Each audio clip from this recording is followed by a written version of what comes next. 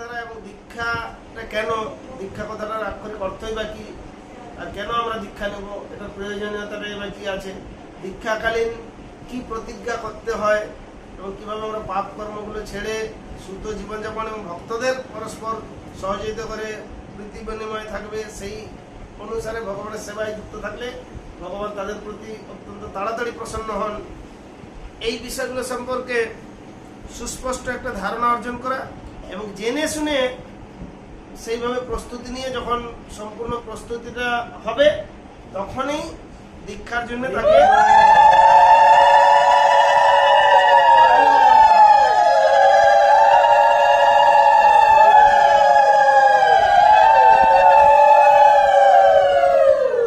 সেই জন্যে দীক্ষা বিষয়টা যেরকম বাইরে কুলগুরু জাতি গোসাই বা এরকম কিছু প্রথা আছে, যারা যায় যখন তখন দীক্ষা দিয়ে দিল, ঠিক আছে দীক্ষা দিয়ে দিলাম তাহলে হাতের জল শুদ্ধ হয়ে গেল আর যা খুশি করো যা খুশি খাও, কিন্তু সস্তায় সস্তা জিনিস পাওয়া যায়।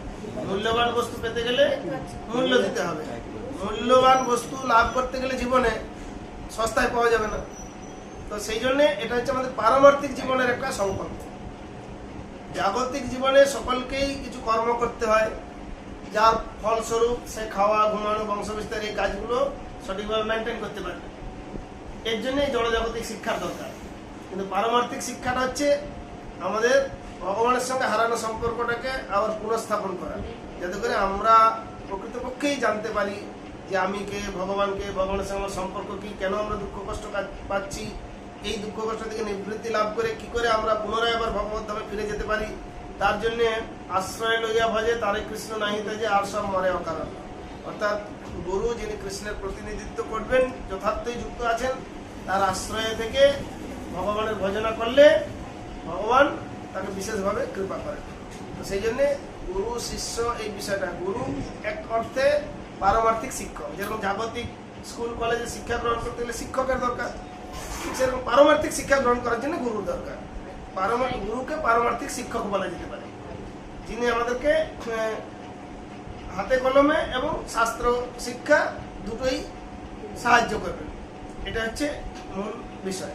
তো আমরা ইসকনে এই কোর্সটা প্রবর্তন করা হয়েছে যাতে করে সবাই ভালোভাবে জেনে শুনে সেই রকম প্রস্তুতি নিয়ে তারপরে দীক্ষা করার জন্য যখন রেডি হবে তখন দীক্ষা করেন। তাড়াহুড়োর কিছু নেই, জীবনের একটা পরিবর্তন বা জীবনে ভালো কিছু করতে গেলে একটা প্রস্তুতি দরকার আছে, সেই প্রস্তুতি নিয়ে তারপরে জেনে শুনে যখন আমরা কোনো কিছু প্রতিজ্ঞা করবো, যদি প্রতিজ্ঞাটা সারা জীবন রক্ষা করতে পারবো কিনা আগে ঠিক করে নেওয়া দরকার, প্র্যাকটিস করে নেওয়া দরকার, প্রস্তুতি নেওয়া দরকার যে হ্যাঁ আমি এবারে রেডি আছি, এখন থেকে আমি যদি প্রতিজ্ঞা করি তাহলে প্রতিজ্ঞাটা সারা জীবন পালন করতে পারবো। তাহলে আমি বললাম তারপরে পালন করতে পারলাম না, তাহলে সেটা অপরাধ হবে। তো সেই জন্যে হুটোপাটা করে না জেনে শুনে দীক্ষা নেওয়া ঠিক নেই, সবকিছু জেনে প্রস্তুতি নিয়ে, কেননা ভগবান এই জীবনটায় খুব ভালো সহজ সরল পন্থা দিয়েছেন যে শুধুমাত্র শুদ্ধ জীবনযাপন করা, হরিনাম করলে উদ্ধার হবে, কিন্তু সেই হরিনাম করার জন্য তো আমাদের একটা সুরক্ষার দরকার, একটা সাধু সঙ্গের দরকার এবং সর্বোপরি গাইড দরকার, যে নির্ধারিতভাবে আমরা সেই পথ অবলম্বন করে গেলে যথার্থ লক্ষ্যে পৌঁছাতে পারব। সেই জন্যে এই শিষ্য প্রশিক্ষণ কোর্স, এই গাইড বইটার মধ্যে কিছু ইসকনের এই দীক্ষা সংক্রান্ত নিয়ম কানুনও রয়েছে, প্রথমত গুরুতত্ত্ব রয়েছে। তো আমরা এখন দেখি যে এই কোর্সে আমরা যখন ক্লাস করাই তখন সবাইকে এইটা বলে দেওয়া হয় যে সবাইকে সময় মতো উপস্থিত থেকে পুরো কোর্সটা করতে হবে, তা নাহলে আগে পরে করলে বিষয়টা ঠিক মতো বোঝা যাবে না। কোনো কিছু বলবেন ক্লাস শেষে, প্রশ্ন আছে জানার জন্য বা বুঝতে পারা যায়নি, তার জন্য এই বইটা প্রত্যেকদিন পড়ে আসতে হবে। 4টে অধ্যায় আছে, তার মধ্যে 3টে অধ্যায় মূল বিষয় আর 4র্থ অধ্যায়টা মূলত পূর্ববর্তী অধ্যায়গুলো পুনরালোচনা। তো এই প্রত্যেকদিন যেরকম কাল আজকে ক্লাস হবে এটা পড়বেন, প্লাস কালকেরটাও পড়ে আসবেন, অর্থাৎ এই বইটা একবার পুরো ভালো করে চোখ বুলিয়ে নেবেন, তাহলে সুবিধা হবে। তারপরে একদিন কেউ এসে একটা 15-20 মিনিটের একটা শর্ট অ্যান্সার টাইপ প্রশ্ন নিয়ে এসে পরীক্ষা নিয়ে যাবে, তাহলে মোটামুটি আজকাল 2 দিন ক্লাস করে যতটা সম্ভব সংক্ষিপ্তভাবে কমপ্লিট করা হবে। তারপরে ওই বইটা সবসময় থাকবে দীক্ষার আগে পর্যন্ত। আমরা একটা গ্রুপ করে দেবো, হোয়াটসঅ্যাপ গ্রুপ করে দেবো, এই যারা কোর্স করছেন তাদের এই গ্রুপটা থাকবে, সেই গ্রুপে দরকার হলে অন্য সময় প্রশ্ন লিখে পাঠাবেন। আমরা মোটামুটি 15 দিন বা 1 মাসের মতো ওই গ্রুপটা রাখবো, যাতে করে ওই সময়ের মধ্যেও যদি কারো কিছু জানার থেকে গ্রুপে প্রশ্ন লিখবেন আর বলবেন, সেই অনুসারে আমরা পরবর্তীতে বিষয়টা আর, কেননা এই সামান্য সময় ক্লাসের মধ্যে সব কিছু হয়তো কমপ্লিট হবে না, কিছুটা হবে, আমরা মূল জিনিসটাকে বলবো। তো এই ক্লাসের সময় একটু কথা বলা বন্ধ থাকবে, আর মোবাইল অবশ্যই সাইলেন্ট করে রাখতে হবে বা বন্ধ করে রাখলে ভালো, কারণ এই সময় এমার্জেন্সি হলে সে বাইরে গিয়ে কথা বলবে, সেটা একটা আলাদা ব্যাপার, কিন্তু সাইলেন্ট করে রাখলেই ভালো ক্লাসটার সময়, তার মানে অন্যদের ডিস্টার্ব হবে, পুরো ক্লাসের ডিস্টার্ব হবে। তো যাই হোক, এ হচ্ছে বিষয়। তা এখন আমাদের এই গাইড বইয়েও এই বিষয়গুলো লেখা আছে, কিন্তু তার থেকে এখানে মূল বিষয়গুলো এখানে তুলে ধরা হচ্ছে, যেটা আমরা আলোচনা করব। এখানে এই কোর্সের বিস্তৃত লক্ষ্য আছে। শ্রীল প্রভুপাদের প্রতিষ্ঠিত সংঘ এবং এর সদস্যদের দীর্ঘমেয়াদী কল্যাণের জন্য ইসকনের শিষ্যত্বের গুণগত মান উন্নয়নের লক্ষ্যে আমরা শিক্ষার্থী যারা শিখবে তারা যাতে করে এই বিষয়টা জানলে কি হবে, স্ট্যান্ডার্ডটা উন্নত হবে, গুণগত মানটা, যাতে করে তারা সমর্থ হয় কি কি বিষয়ে শিক্ষার্থীরা এই কোর্স শেষে এটা বুঝতে সমর্থ হবে কি না। 1 নম্বর পয়েন্ট বলুন, তাহলে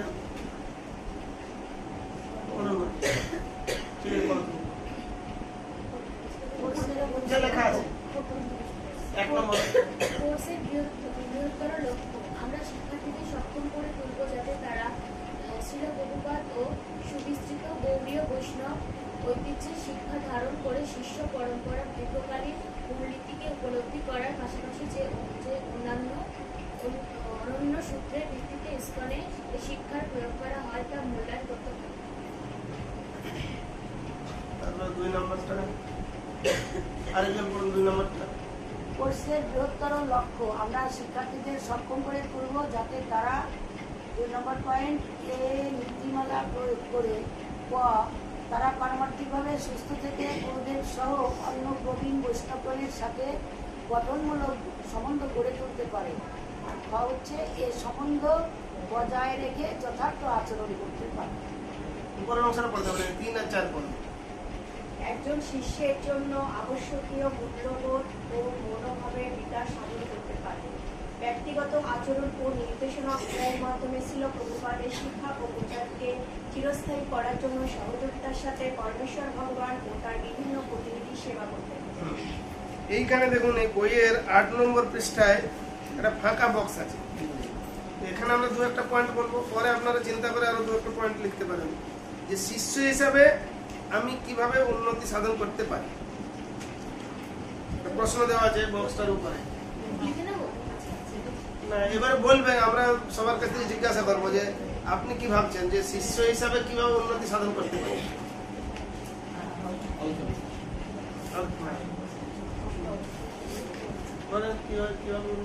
শিষ্য হিসাবে আমরা যে শিষ্য হতে চাইছি, শিষ্য হয়ে কি শিষ্য হিসাবে কিভাবে উন্নতি সাধন করতে পারি।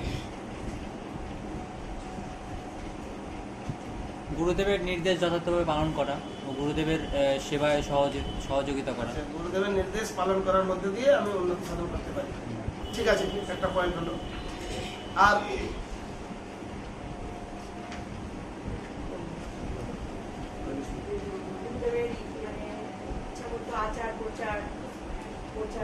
গুরুদেবের নির্দেশ মতো নিজে আচরণ করে অন্যকেও সেটা অনুপ্রাণিত করা বা প্রচার করার মাধ্যমে নিজের উন্নতি সাধন। কেন মহাপ্রভু বলেছেন, ভারত ভূমিতে হলে মনুষ্য জন্ম, যার জন্ম সার্থক করে করো বড় উপকার। তার নিজের জীবন সার্থক করে গড়ে তুলতে হবে, সাথে সাথে অন্যকে সাহায্য করতে হবে, তাহলে আমরা মহাপ্রভুর মহাকৃপা লাভ করব। এরকম ভাবে আপনারা চিন্তা করবেন, যেহেতু আজকে এটা পড়ে আসেননি, তাই এরকম শুধু একটা পয়েন্ট কালকে আমরা আবার পুনরালোচনা করতে পারি। তো এটা খুব ভালো। এই কোর্সের মূল বিষয়টাই 10টা পয়েন্ট, যে আমরা এই কোর্সের মূল আদর্শটা হচ্ছে জানা যে ইসকনের সর্বপ্রধান শিক্ষাগুরু হচ্ছেন শ্রীল প্রভুপাদ। অর্থাৎ ভক্তদের মধ্যে অনেক শিক্ষা নিয়ে, তিথি নিয়ে, ব্রত নিয়ে অনেক সময় মনোমালিন্য হলেও আমাদের আচার্য কি বলে গেছে, এবারে আচার্য শিক্ষার ভিত্তিতে সেটা সমাধান করবে। তার মানে আমাদের মূল শিক্ষা, সর্বপ্রধান শিক্ষাগুরু হচ্ছেন। অন্য অনেক কিছু বলতে পারে, কিন্তু লাস্টে আমরা দেখবো যে শাস্ত্রে কি আছে আর প্রভুপাদ কি বলছেন, তখন সেইটা আমরা মানবো। বাকি সবার কথা সবকিছু এমনি আপাতত ঘটিনাটি অনেক বিচার আছে না, এই সম্প্রদায় এরকম বলছে, ওই সম্প্রদায় এরকম বলছে, যেরকম অনেক সময় একাদশী তিথি নিয়ে বিভ্রান্তি হয়। কিন্তু আমাদের একটা সুস্পষ্ট নির্দেশ আছে যে বৈষ্ণব গোস্বামী মতে কোনো ব্রত যেরকম একাদশী যদি পরের দিন মানে সূর্যোদয় পার হয়ে যায় তাহলে সেটা দ্বাদশী মহাদ্বাদশী হয়, তখন মহাদ্বাদশীতে একাদশী ব্রতটা পালন করা হয়, সেই জন্য করার হয়। একাদশী তিথিটা ওই দিনই থাকে, এই নয় যে তিথিটাকেও চেঞ্জ করে দিচ্ছে, কিন্তু আমরা ব্রতটা পালন করি পরার্ধে। কেন না, যখন একাদশীটা ওই দিনের সূর্যোদয়ের পরেও থেকে যাচ্ছে। আর স্মার্ত মতে কি করে, যেদিন বেশি সময় ধরে থাকছে সেই দিনটা ওরা পালন করে। যেমন আজকে দুপুরে একাদশী লেগেছে, সারা রাত থাকছে, তাহলে আজকে ওরা একাদশী পালন করে। এটা হচ্ছে পার্থক্য। হ্যাঁ হ্যাঁ হ্যাঁ হ্যাঁ। একটা দশমী বিদ্যা যদি দশমী সূর্যোদয়ের আগের থেকে শুরু হয়ে যায়, মানে দশমীর দিনে তো সূর্যাস্তের আগে শুরু হয়ে যাচ্ছে। যদি না না সামনে তো আমাদের এই শনিবারে একাদশী হবে, সবগুলো এরকম হয় না, বেশি অনেকগুলো একই সময় হয়, মিলে যায়। না না একই দিন হচ্ছে। একটা হচ্ছে সূর্যাস্তের পূর্বে থেকে যদি একাদশী শুরু হয়ে যায় তাহলে সেটা দশমী বিদ্যা হয়ে যায়। আর যদি সূর্যোদয়ের দ্বাদশীর দিনে সূর্যোদয়ের পর্যন্ত থাকে তাহলে সেটা দ্বাদশী, বুঝা গেল? এরকম হয়ে যায়। তো সেই ক্ষেত্রে যাই হোক, আমাদের মোটামুটি বলছে সেই জন্য মহাজন যেন কত সফল না, বিভিন্ন রকম স্পেকুলেশন করে আমাদের মহাজন আচার্যরা আমাদের সম্প্রদায়ে যেরকম নির্দেশ দিয়ে গেছেন সেইটা অনুসরণ করে। এখানে প্রশ্ন করছি কি আমাদের গৌরী মঠের সাথে ইসকনের পার্থক্য সেটা শুনুন, এখন গৌড়ীয় এখন 2-4 জন বিচারধারা ঢুকে গেছে। গৌড়ীয় মঠে সব গৌড়ীয় মঠের সঙ্গে পার্থক্য হয় না, 2-1টা গৌড়ীয় মঠের সঙ্গে পার্থক্য হয়, সবগুলো পার্থক্য হয় না। এই যে প্রশ্ন করে না না না পার্থক্য হয় না। এখন গৌড়ীয় মঠ যেহেতু ভাগ হয়ে গেছে, দিয়ে 2-3টা গৌড়ীয় মঠের এরকম পার্থক্য হয়, বাকিদের পার্থক্য হয় না। হ্যাঁ হ্যাঁ, সেজন্য আগে বলেছিলাম যে ভক্তি সিদ্ধান্ত সরোদপুরে প্রতিষ্ঠিত যে গৌড়ীয় মঠ যেরকম বাগবাজার মূল কেন্দ্র আর এই ছিল, ওদের সঙ্গে আমাদের পার্থক্য হয় না। বা এই যে গোপীনাথ গৌড়ীয় মঠ আর আছে, এসব পার্থক্য হয় না। শুধু এই চৈতন্য মঠে আর একটা কি ঈশ্বর শ্রীকৃষ্ণ চৈতন্য মঠ গৌড়ীয় মঠ 3-4টা গৌড়ীয় মঠ আছে, ওদের সঙ্গে পার্থক্য হয়ে হ্যাঁ নিজেদের মতামত ব্যক্ত করছে। কিন্তু আমাদের যেহেতু আন্তর্জাতিক মানে ক্যালকুলেশন হয় কোন জায়গায় কখন সূর্যোদয় সূর্যাস্ত হচ্ছে বা কি যাচ্ছে, এই জন্য যাই হোক এত সমস্ত বিচারের বা কারো নিন্দা বা সমালোচনার আমাদের দরকার নেই। আমরা বলবো যে আমাদের এরকম নিয়ম আছে, আর নিয়ম অনুসারে আমাদের আচার্যরা যেরকম নির্দেশ দিয়ে গেছেন সেটা আমরা অনুসরণ করছি, বাস, অন্য কোনো কিছু নেই। সেই জন্য এখনকার বড় বাইরের পঞ্জিকাগুলোতে 3 রকম মত লিখে দেয়, যে নিম্বার মতে এরকম, গোস্বামীর মতে এরকম, স্মার্ত মতে এরকম, এরকম লিখে দেয়, অনেক রকম লিখে দেয়। যাই হোক, তো বহু আচার্য সবার প্রতি বৈষ্ণবদের প্রতি শ্রদ্ধা প্রদর্শন করা, সুবিবেচনার সাথে দীক্ষা গুরু নির্বাচন করা। দীক্ষা নেওয়ার পূর্বেই আমি কার নিকট দীক্ষা নিতে যাচ্ছি সেইটা অত্যন্ত সতর্কতার সঙ্গে যত্ন করে দেখা দরকার। তা নাহলে যদি সদ্গুরু গ্রহণ করার পরে আর পাচ্ছি না, ছেড়ে দেবো, এটা ভালো না। আগেই সেটা ঠিক করা দরকার, আমি কোন গুরুদেবের কাছ থেকে দীক্ষা নিতে যাচ্ছি। সদ্গুরু ত্যাগ করা অপরাধ। যদি অসদ্গুরু স্মার্ত ভণ্ড হয় সেটা ছেড়ে দিলেও সেটা কোনো অসুবিধা নেই। তারপরে নিজ ব্রতের পাশাপাশি প্রভুপাদের প্রচার ব্রত পালনে অঙ্গীকারবদ্ধ থাকে। আমাদের নীতি যে আমরা শুধু নিজেই পালন করব, নিজেই সিদ্ধি লাভ করে যাবো এরকম নয়, নিজের সাথে সাথে অন্যকেও আচার প্রচার করা, আর অনুসারে সাধনা সদাচার পালন করা, বিনয় এবং সেবার মনোভাব বজায় রাখা, অনুকূল সঙ্গ সহযোগিতার মনোভাব বজায় রাখা, আর ভগবানের দিব্য নাম অনুশীলন প্রচার করা। এটা হচ্ছে মূল বিষয়। তো তাৎপর্য থেকে একটা উদ্ধৃতি দেওয়া হচ্ছে, প্রভুপাদ বলেছেন, এটা একজন পড়ুন। আমাদের কেবল শ্রী গুরুদেবের আদেশ পালন করতে হবে এবং বৈষ্ণব দেবের পদাঙ্কে অনুসরণ করে কৃষ্ণ ভাবনায় প্রচার করতে হবে। শ্রী গুরুদেব হচ্ছেন শ্রীকৃষ্ণ এবং বৈষ্ণব উভয়ের প্রতিনিধি। তাই শ্রী গুরুদেবের নির্দেশ পালন করে হরে কৃষ্ণ মহামন্ত্র কীর্তন করা হলে সর্বসিদ্ধি লাভ হবে। তাহলে তখন আমরা জীবনে সফল হতে পারবো। সেজন্য গুরুদেবের আদেশ পালন করাটা গুরুত্বপূর্ণ, কিন্তু তার মধ্যে শিষ্যকে বিবেচনার সঙ্গে গুরুদেবের আদেশ পালন করতে হবে। নাহলে গুরু ত্যাগীর জায়গায় গুরু ভোগী হলে হবে না। যেরকম আমরা একটা গল্প বলতাম যে একজন গুরুদেব তার একজন শিষ্যকে নিয়ে আর তীর্থ ভ্রমণে গেছেন। তো তীর্থ ভ্রমণে যখন যাচ্ছেন তখন কি হয়েছে না ক্ষুধা হয়েছেন। তো শিষ্যকে বলছেন আমরা কিছু জল মিষ্টি গ্রহণ করতে পারি। একমাত্র মিষ্টি এবং দুগ্ধ ফল জাতীয় দ্রব্য যে কোনো জায়গা থেকে কিনে সেটা ভগবানকে নিবেদন করে খাওয়া যেতে পারে। অন্য রান্না করা জিনিস আর জিনিস যার কাছে খাওয়া যায় না, আমাদের সদাচার। ঠিক আছে, তো গুরুদেব শিষ্যকে বললে ঠিক আছে তুমি একটা ভালো যারা পরিচ্ছন্ন মিষ্টির দোকান থেকে 4খানা মিষ্টি কিনে রসগোল্লা কিনে নিয়ে আসো। তারপরে আমরা ঠিক আছে, শিষ্যকে পয়সা টাকা দিয়েছে এবং গুরুদেব বললেন যাও তুমি কিনে নিয়ে আসো। কিন্তু কেনার আগে একটু ভালো করে দেখে নেবে সেটা টাটকা আছে কিনা, একটু টেস্ট করে নেবে, দেখে শুনে নেবে, না হলে তো খারাপ আসে। তো শিষ্য যথারীতি গুরুদেবের আদেশে চলে গেছে, দিয়ে একদম তাড়াহুড়ো করে গেছে, কোনো কিছু বিচার বিবেচনা না করেই সঙ্গে সঙ্গে কিনে নিয়েছে 4খানা রসগোল্লা। তারপরে নিয়ে আসতে চিন্তা করছে গুরুদেব তো বললেন ভালো করে দেখে নিতে, টেস্ট করে নিতে, সেটা তো করা হলো না। এখন যদি খারাপ হয় সেগুলোর মধ্যে থেকে একটা তাহলে টেস্ট করে দেখে নিই, তো ওখান থেকে একটা খেয়ে নিয়েছি। যখন খেয়ে নিয়েছে তখন দেখছি বেশ ভালোই, তো যাক অসুবিধা নেই। তারপর 3টে নিয়ে আসছে। তারপরে মনে মনে একটা প্রচলিত কথা মনে পড়ছে, লোকেরা বলে সাধারণত যে গুরুজনকে আর কাউকে 3টে জিনিস দিতে নেই, এরকম একটা বলে না, প্রচলিত বলে, যদিও ওটা কোনো ভিত্তি নেই। ও ভাবছে তাহলে 3টে জিনিস গুরুদেবকে কি করে দেবো, তাহলে আরেকটা খেয়ে নিয়েছে। তো আরেকটা এখন 2টো আছে, 2টো নিয়ে আসছে। তারপর আস্তে আস্তে ভাবছে আমি তো যা কিছু গুরুদেবের জন্য নিয়ে আসি, গুরুদেব অর্ধেক আমাকেই দিয়ে দেন, আর অর্ধেক গুরুদেব খান। তো 2টো আছে, তাহলে একটা আমার ভাগের আর একটা গুরুদেবের, আমার ভাগেরটা খেয়ে নিই। তারপরে আরেকটা খেয়ে নিয়েছে। তারপরে লাস্টে গুরুদেবের কাছে যখন এসেছে তখন একটা রসগোল্লা নিয়ে এসেছে। গুরুদেবের অসন্তুষ্ট হয়ে বলছে কি ব্যাপার, তোমাকে আমি 4টে রসগোল্লা আনতে পাঠালাম আর নিয়ে আসলে একটা, কি ব্যাপার?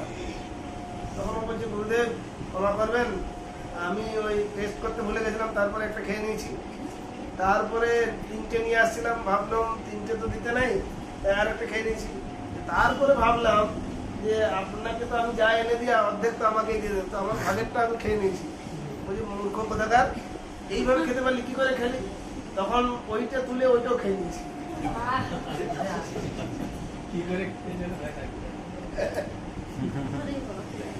এইরকম শিষ্য হলে তাহলে তো হয়ে গেছে, গুরুদেবের আদেশ পালন করা।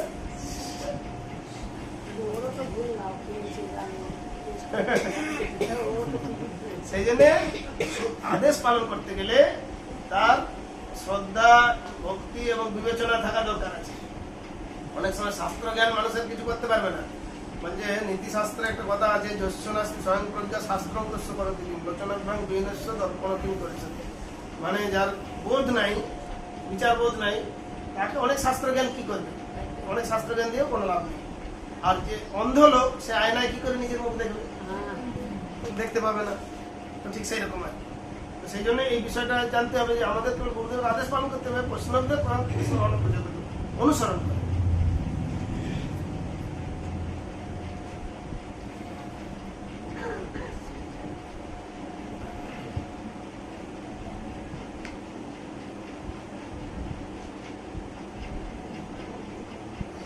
তো এটা আমরা প্রথম ক্লাসটা করলাম। তো প্রথম অধ্যায় আমরা আজকে প্রথম অধ্যায়টা শুধু টোটাল আলোচনা হবে। তো প্রথম অধ্যায়ে 4টে বিষয়, তার মধ্যে আমরা প্রথম পার্টটা এই প্রথম অধ্যায়ে জানানোর আগেই কমপ্লিট করে ফেলেছি। স্বাগত বক্তব্য এবং ভূমিকা এটা হলো। এখন গুরুতত্ত্ব এবং পরম্পরা এই বিষয়টা একটা আলোচনা হবে। তারপরে প্রভুপাদ ইস্কন প্রতিষ্ঠাতা আচার্য, তার সম্পর্কে কিছু আলোচনা হবে। আর বর্তমান ইস্কন গুরুবর্গ, এটা তাদের দায়িত্ব কর্তব্যটা কি, সেই বিষয়ে আলোচনা হবে। ঠিক আছে, এই 4টে বিষয় আজকে প্রথম অধ্যায়। তো এখন হচ্ছে গুরুতত্ত্ব। গুরুতত্ত্বটা কি? তত্ত্ব মানে কি? ভালোভাবে পুঙ্খানুপুঙ্খভাবে গুরু বিষয়টাকে জানা। যেরকম ধরুন একটা তত্ত্ব মানে থিওরিটিক্যাল নলেজ বা পুস্তক মানে পুঁথিগত বিদ্যা যাকে বলা যায়, যেটা বা শাস্ত্রগত বিদ্যা, যেটাকে তত্ত্ব বলে, শাস্ত্রে যেরকম ভাবে বলা আছে। আর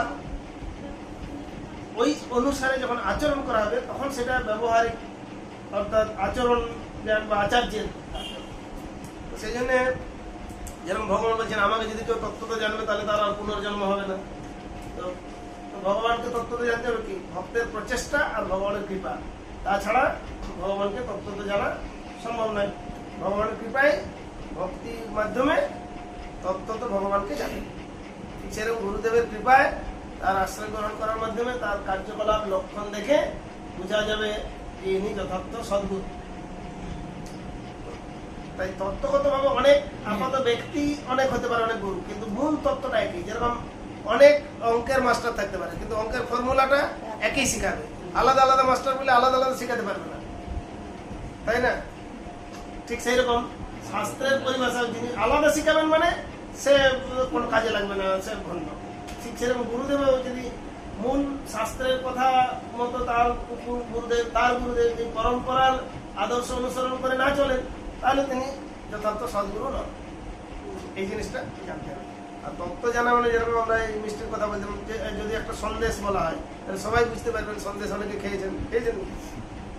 সন্দেশটা যে দুধ চিনি দিয়ে তৈরি হয়, মিষ্টি দ্রব্য, এই সেই সাধারণ জ্ঞান আছে, এটা তত্ত্ব জানা হয় না। এই সন্দেশ কোন গরুর দুধ দিয়ে, কিভাবে, কোথায়, কি কি উপাদান দিয়ে, কতক্ষণ কে তৈরি করেছে, এইরকম যে সব বিষয়টাকে ভালোভাবে একদম জানা, সেটা হচ্ছে তাত্ত্বিক জানা, বিশ্লেষণ করতে জানা। ঠিক সেই যেরকম আমরা গুরুতত্ত্ব বিষয়টাকে ভালোভাবে জানবো। সেই জন্য চৈতন্য চরিতামৃত থেকে প্রভুপাদের প্রবচন থেকে এটা উদ্ধৃতি দেওয়া হয়েছে। চৈতন্য চরিতামৃতে মঙ্গলাচরণে এরকম আছে বন্দে গুরুন ভক্ত নিশামি সাবতারকাম। সেই জন্য বন্দে গুরুন, গুরুন বলতে অনেক গুরুর কথা বলছে। তো এখানে দেখুন বলা হচ্ছে যে গুরুদেবের উদ্দেশ্যে সর্বপ্রথমে প্রার্থনা করতে হবে। বন্দে গুরুন, এবং গুরুন এখানে বহু বচন, তার মানে বহু সংখ্যক গুরু, কিন্তু তারা বহু নন, এক গুরু। তত্ত্বগতভাবে এক, কিন্তু ব্যক্তিগতভাবে ভিন্ন অনেক ব্যক্তি থাকতে পারে। তো আবার চৈতন্য চরিতামৃতে এই কথা উল্লেখ আছে, গুরু কৃষ্ণ রূপগণ শাস্ত্রের প্রমাণে গুরু রূপে কৃষ্ণ কৃপা করেন ভক্তগণ। তো কৃষ্ণের কৃপাটা গুরুর মাধ্যমে আমরা প্রাপ্ত হতে পারি।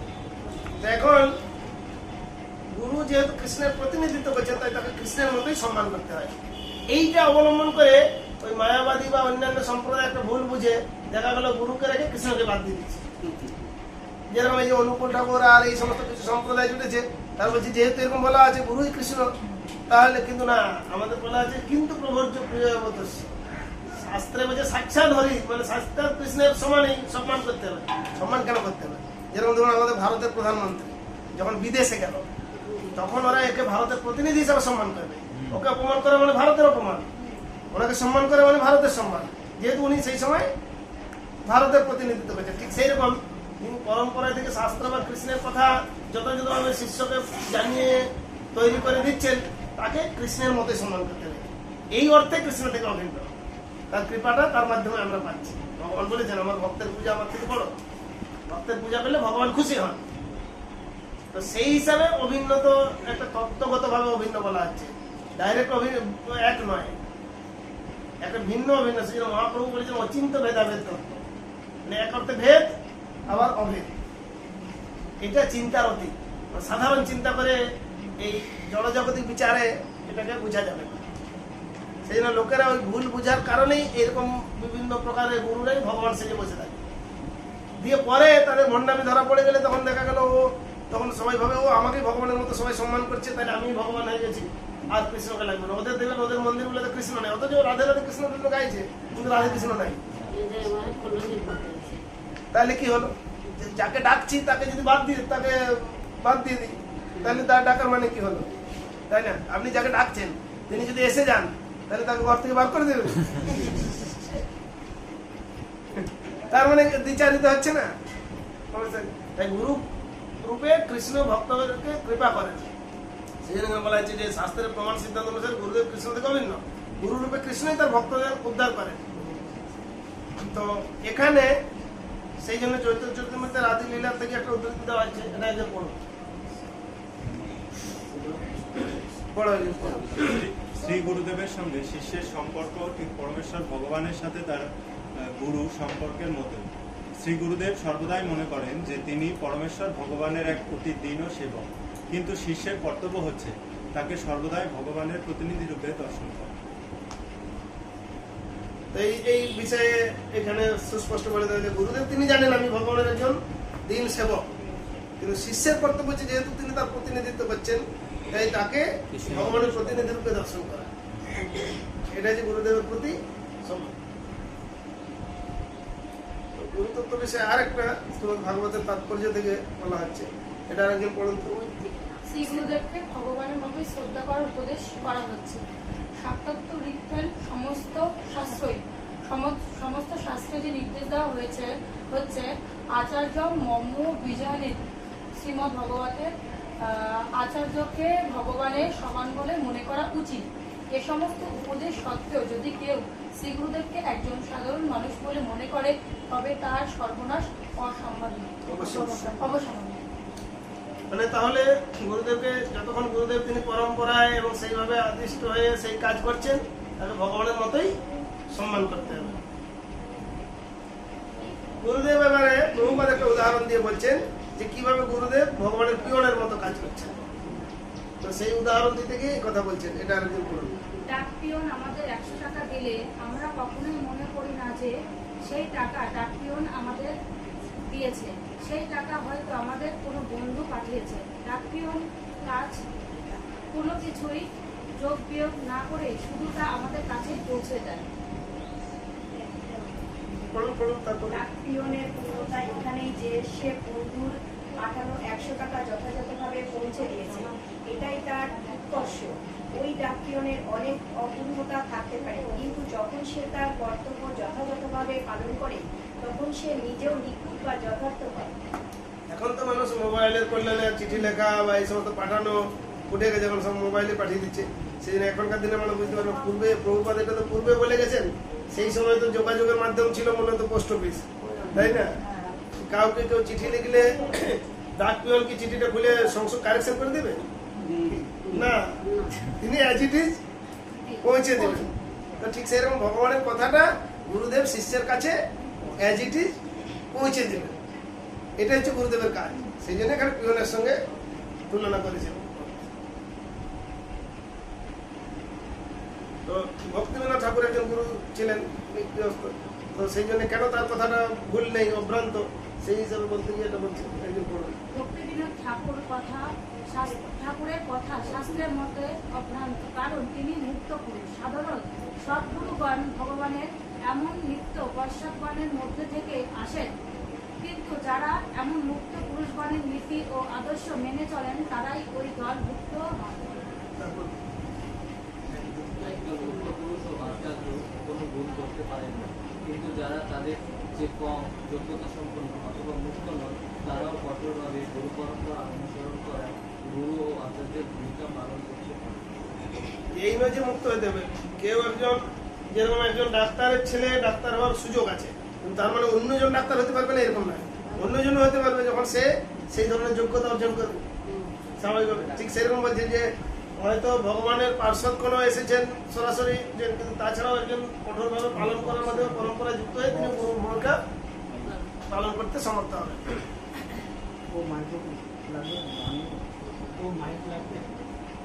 ঠিক আছে, মাইক ছাড়াই না, না। বাইরে বলছিল শুনতে পাচ্ছি, বাইরে আর শুনতে হবে, বাইরে কেউ আছে নাকি? চলে গেছে সব। ঠিক আছে, কোর্স বাইরে কোর্সের বাইরে আর শুনতে হবে না। ঠিক আছে, এটা যেহেতু এটা সাধারণ জেনারেল ক্লাস হচ্ছে না, তো এটা আমরা একটা গুরু শিষ্য প্রশিক্ষণ, যেহেতু যারা আগ্রহী দীক্ষা নিতে পরবর্তীতে সেই ধরনের ভক্তদের জন্য এটা করা, এটা সবার জন্য। তো গুরুত্ব দেবে আরো কেউ পড়ুন, এটা একজন যদি তুমি শুদ্ধ আর একজন দিক থেকে একজন পড়ুন, আলাদা আলাদা যদি তুমি শুদ্ধ ভক্তদের অনুসরণ করো তবেই তুমি শুদ্ধ ভক্ত পরিণত হবে।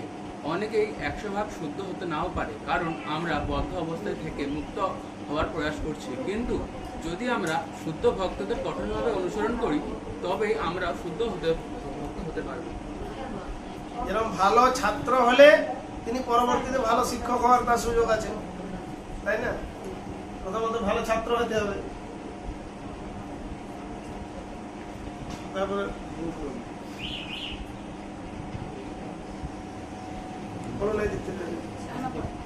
আমরা যতদূর সম্ভব শুদ্ধতার সাথে সহযোগিতা করার চেষ্টা করি। তাই শুদ্ধ ভক্ত মানে এই নয় যে কাউকে তাৎক্ষণিকভাবে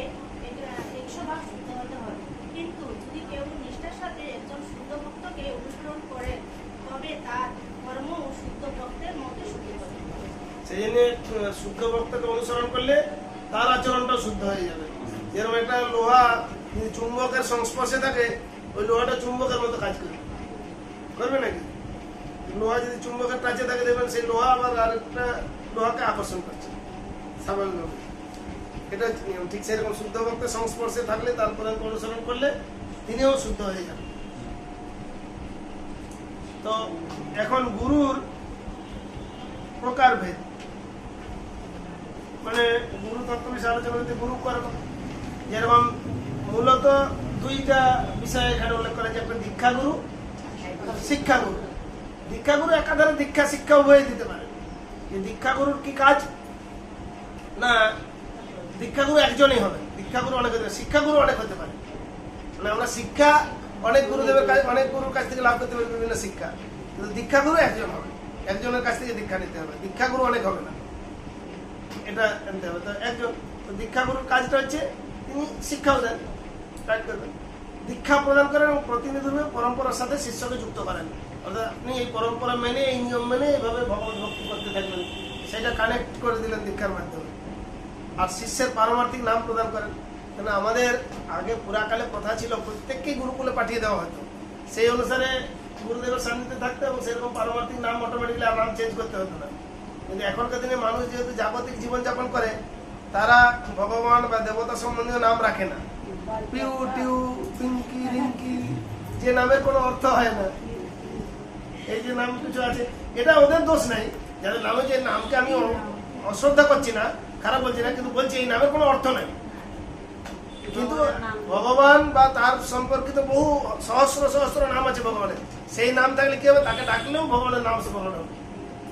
এই জন্য আমাদের সনাতন ধর্মের যারা অনুসরণকারী, তারা ছেলে মেয়েদের নামকরণ সেইভাবে তিথি বার নক্ষত্র অনুসারে এরকম একটা দেবতার নামে বা ভগবানের নামে নাম রাখতো। আগে দেখতাম বেশিরভাগ এরকম নাম ছিল, এখন মডার্ন হয়ে গেছে সবাই, ওই নামগুলো সবাইকে মনে হয় যেন ব্যাকডেটেড, পুরোনো দিনের নাম।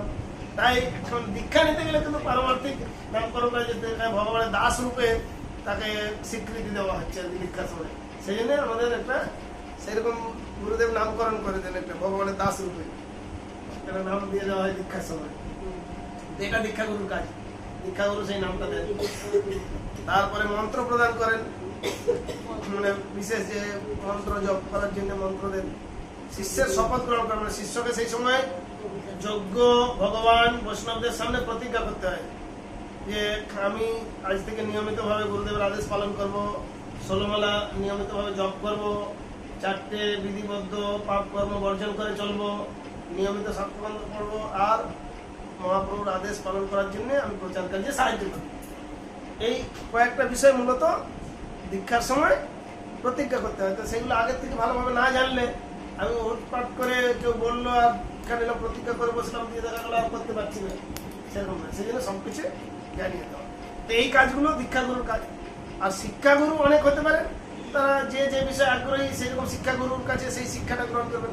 যেরকম কারো ভজন কীর্তনে খুব আগ্রহী, যিনি ভজন কীর্তনে এক্সপার্ট, সেরকম ব্যক্তির কাছ থেকে শিক্ষা নেবেন, তিনি শিখবেন।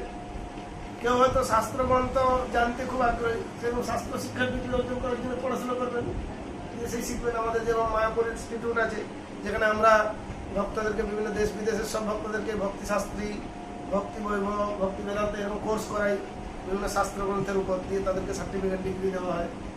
নিয়মিতভাবে মায়াপুর কোর্স হয়, আমরা নিয়মিতভাবে তাদেরকে ক্লাস করাই এই বিষয়গুলো শিক্ষা দেওয়ার জন্য। ওই বিভিন্ন শাস্ত্রবিদ্যা, ভাগবত, চৈতন্য চৈতন্য, এসব বিষয়ের উপরে সিস্টেমেটিক্যালি নিয়মিতভাবে ক্লাস করা হয়, তার মাধ্যমে কোর্স শিখানো হয়। আবার পূজারি শেখানো হয়, পূজা অর্চনা কিভাবে করবে, যজ্ঞ কিভাবে করবে, এগুলো শেখানো হয়।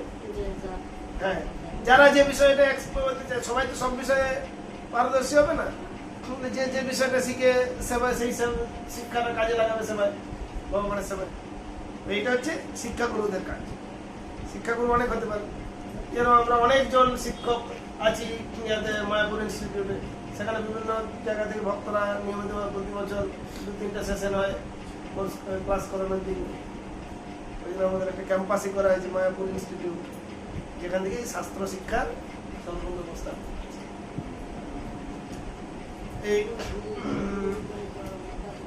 এটা হলো গুরু। এখন দীক্ষা কথাটার আক্ষরিক অর্থ গাইড বই তো আছে, এটা পাবেন। দীক্ষা কথাটার অর্থ এরকম ভাবে করা হয়েছে যে দি মানে হচ্ছে দিব্য জ্ঞান বা পারমার্থিক জ্ঞান, প্লাস খপয়তি মানে ব্যাখ্যা। পারমার্থিক জ্ঞানটা কিভাবে সুস্পষ্ট রূপে তার নিকট জানানো হচ্ছে, যার ফলে তিনি জানতে পারছেন, সেটা দীক্ষা। আর একটা হচ্ছে পারমার্থিক জ্ঞান ইচ্ছা, মানে পারমার্থিক দৃষ্টিভঙ্গিতে কাউকে দর্শন করা, জাগতিক বিচারে নয়। জাগতিক বিচারে ছেলে মেয়ে, রোগা পাতলা, এই নাম ও ছাত্র, এই নিয়ে অনেক জাগতিক পরিচয় হতে পারে যে যে স্থিতিতে আছেন। কিন্তু পারমার্থিক দৃষ্টিভঙ্গিতে দেখা, পারমার্থিক দৃষ্টিভঙ্গিতে আমরা সবাই কি জীবের স্বরূপ হয় কৃষ্ণের নিত্য দাস। তো আমরা সবাই, ভগবান হচ্ছেন নিত্য প্রভু, আমরা হচ্ছি তার নিত্য দাস। ভগবান হচ্ছেন পূর্ণ, আমরা হচ্ছে অংশ। ভগবান হচ্ছেন বিরাট বিভু, আর আমরা হচ্ছে ক্ষুদ্র অনু। তো এইভাবে এই ক্ষুদ্রের এবারে যে যে সেবাই সবাই প্রকৃতপক্ষে সেবক, আর ভগবান প্রভু। কিন্তু প্রভু হলো ভক্তের ভাব অনুসারে সেই প্রভুর সঙ্গে সে সেই রসে সম্পর্কিত হয়। সেই জন্য যে ব্রজভূমি বৃন্দাবনে যেরকম কেউ ভগবানের বন্ধু, কেউ ভগবানের সেবক, কেউ ভগবানের বাবা মা, কেউ ভগবানের প্রেমিকা, কেউ ভগবান কাউকে পথিরূপে গ্রহণ করেছেন, এরকম যার ভাব অনুসারে ভগবানের সঙ্গে সেই রসে সে সম্পর্কিত হয়ে যায়, সেটা ভাবের বিষয়। কিন্তু মূল স্বরূপটা হচ্ছে সকলেই ভগবানের দাস। ভগবানের বাবা মা কে হতে পারে? ভগবান অনাদির আদি গোবিন্দ সর্বকারণের কারণ, তিনি সকলের পরম পিতা, তাহলে তার আবার বাবা মা? কিন্তু না, ওই রসের আস্বাদন করানোর জন্য তিনি এই জগতে যখন লীলা করেন তখন কাউকে বাবা মার রূপে স্বীকার করেন, তখন বাবা মা তাকে প্রাণের গোপাল হিসেবে সেবা করার স্বীকৃতি দেন। এটা যে ভাবের স্বীকার, এই নয় যে ভগবানের থেকে সে উপরে হয়ে গেল। ওই ভাবের রস বিচারে রস আস্বাদন করার জন্য সে ভাবে যে আমার প্রাণের ধন একদম এরকম ভাব। তো সেটা হচ্ছে পারমার্থিক সম্পর্ক।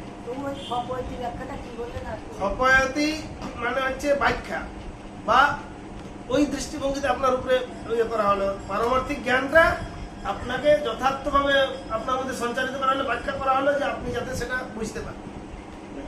সে দীক্ষার উদ্দেশ্যটা হচ্ছে এইটাই, যে দিব্য জ্ঞানটা যথার্থভাবে ব্যাখ্যা হলো, আপনি সেটা হৃদয়ঙ্গম করার দিকে অগ্রসর হলেন, মানে যেটা তার সূচনা হলো আর কি, দীক্ষাটা আনুষ্ঠানিক হলো। আমাদের ইস্কনে দুটো পর্যায়ে দীক্ষা হয়, যেহেতু কলিযুগের মূল হচ্ছে হরিনাম, হরিনাম দীক্ষা আর গায়ত্রী বা মন্ত্র দীক্ষা পরবর্তী। তো এই দীক্ষা নেওয়ার তাৎপর্য বা গুরুত্ব সম্পর্কে এই বিষ্ণু যেমন চৈতন্য চরিতামৃতে এটা উদ্ধৃত করা হয়েছে, কিন্তু হরিভক্তি বিলাস থেকে এই শ্লোকটা আছে যে অধিক্ষেপস্য ব্যামরম কৃতম সর্বম নিরর্থকম পশুজনিম অভাবনতি দীক্ষা বিরহিত। সদ্গুরুর কাছ থেকে দীক্ষিত না হওয়া পর্যন্ত সব ধরনের পারমার্থিক কর্মকাণ্ড নিরর্থক। যথাযথভাবে দীক্ষিত না হলে যে কোনো ব্যক্তি পশুজনি প্রাপ্ত হতে পারে পরবর্তী জীবন সে কি হয়ে যাবে তার চেতনা অনুসারে নির্ভর করছে। আর এই দীক্ষা সম্পর্কে আরো চৈতন্য চরিতামৃতে বলা হয়েছে, এটা একজন পড়ুন। ভক্তের দীক্ষাগুরু অবশ্যই একজন হবেন, কারণ শাস্ত্রে একাধিক দীক্ষাগুরু গ্রহণ সর্বদা নিষিদ্ধ করা হয়েছে। তবে শিক্ষাগুরু বহু সংখ্যক হতে পারেন। সাধারণ যে গুরুদেবের শিষ্যকে পারমার্থিক বিজ্ঞান সম্বন্ধে নিরন্তর উপদেশ ও শিক্ষা প্রদান করে থাকেন, তিনি পরবর্তীকালে তার দীক্ষাগুরু হন। যেটা আমরা পূর্বে বলছিলাম যে দীক্ষাগুরু একজন হবেন, শিক্ষাগুরু অনেকজন হতে পারেন। ভক্তিবিনোদ ঠাকুর লিখেছেন, শিক্ষাগুরু বৃন্দ কৃপা করিয়া অপার সাধকে শিখান সাধনের অঙ্গসার। মানে শিক্ষা গুরুর দীক্ষাগুরুর মতোই গুরুত্ব। কেন না, দীক্ষাগুরু হয়তো সবসময় থাকছেন না, কিন্তু শিক্ষাগুরুরা তাকে এই যে কিভাবে কি করবেন না করবেন হাতে কলমে দেখানো বা শিখানো, এই জিনিসটাতে সাহায্য করবেন। সেই জন্য তাদেরও একটা মর্যাদা, যেরকম শিক্ষক তিনি গুরু।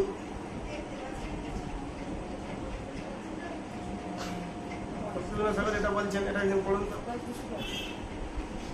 কিন্তু আমি অগণিত শিক্ষাগুরুর অবদানকে আরো বেশি গুরুত্বপূর্ণ বলে মনে করি, কারণ তারা কনিষ্ঠ অধিকারী ভক্তদের সাধন ভক্তির অপরিহার্য দিকগুলো প্রশিক্ষণ দিয়ে অনেক বেশি পরিশ্রম করে। এটা প্রশিক্ষণের একটা প্রয়োজন আছে, যার জন্য জিনিস শিখতে হয় আমাদেরকে ভালোভাবে।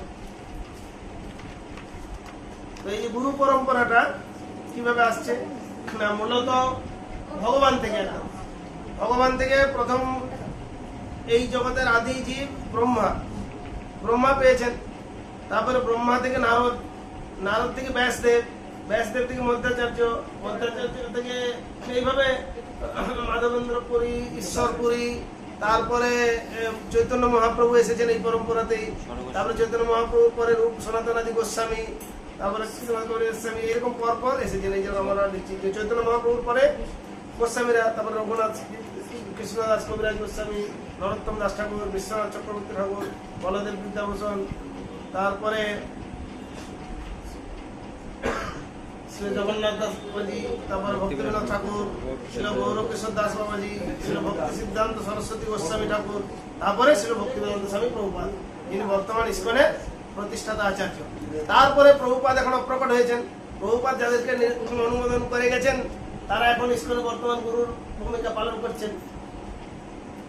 এইভাবে পরম্পরাক্রমে এসেছে।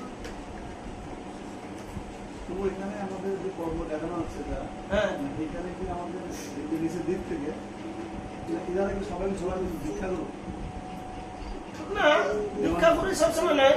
ভাগবত আচার্য সরাসরি দীক্ষাগুরু হলো তিনি মানে ভাগবত পরম্পরা, ভাগবত শিক্ষার আচার্য, শিক্ষা ভাগবত পরম্পরা না। বললো না, অনেক সময় শিক্ষাগুরু হতে পারে, তো শিক্ষাগুরু দীক্ষাগুরু উভয় হতে পারে। যেরকম ছিল ভক্তি সিদ্ধান্ত ঠাকুর সরাসরি প্রভুপাদের শিক্ষা এবং দীক্ষাগুরু, কিন্তু ভক্তি সিদ্ধান্ত সরস্বতী ঠাকুর গৌরকিশোর দাস বাবাজির দীক্ষা শিক্ষা উঠে আছে। গৌরকিশোর দাস বাবাজির ভক্তিবিনোদ ঠাকুরের কাছ থেকে দীক্ষা নেন, কিন্তু ভক্তিবিনোদ ঠাকুর একজন আদর্শ বৈষ্ণব ছিলেন, তাই ওনার কাছ থেকে শিক্ষা নিয়েছেন। হ্যাঁ হ্যাঁ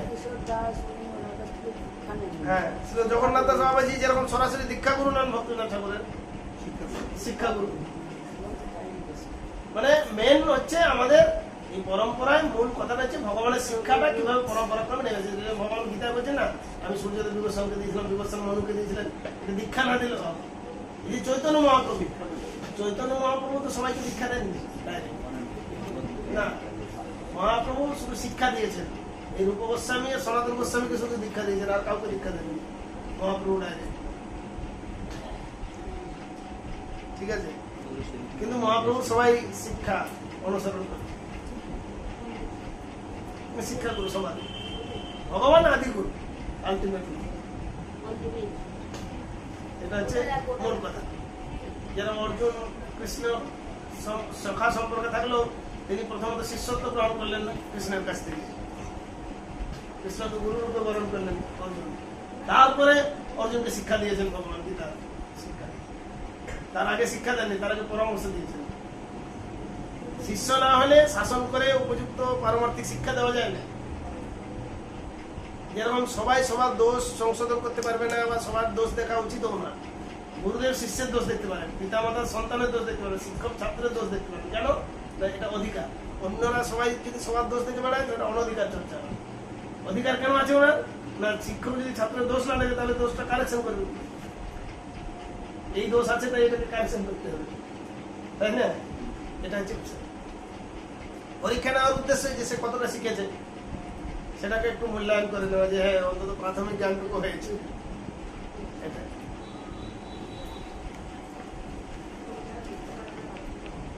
হ্যাঁ, যারা লিখতে পারে না তারা যে লিখতে পারে তার সাহায্য নেবে, শুনবে। হ্যাঁ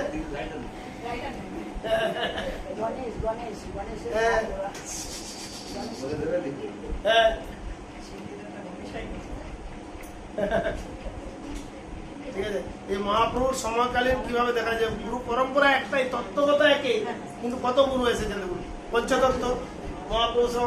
তারপরে তার পাশে তার সামনে আছে ষড় গোস্বামী, আর এই যে দ্বাদশ গোপাল, প্রথম 12 জনকে বলে দ্বাদশ গোপাল, আর তারপরে যে আছে 64 মহন্ত। এরকম ভাবে মহাপ্রভুর পরম্পরা এইভাবে বেরিয়ে এসেছে, সুবিস্তৃত গৌড়ীয় পরম্পরা। এরকম নয় যে একজন আছে, কিন্তু তত্ত্বগত ভাবে মূল বিষয়টা হ্যাঁ, তারা মহাপ্রভুর ভাবধারাটাকে সর্বত্র প্রসার করেছেন। মহাপ্রভু পরবর্তীতে 4টে সম্প্রদায়কেও স্বীকৃতি দিয়েছেন, ব্রহ্ম, রুদ্র, শ্রী, এইভাবে এই সম্প্রদায়গুলো এইভাবে পরম্পরায় সারা বৈষ্ণব বা এই সনাতন ধর্ম সুবিস্তৃত প্রসার লাভ করেছে। তুমি এই প্রশ্নটা প্রশ্ন করবো?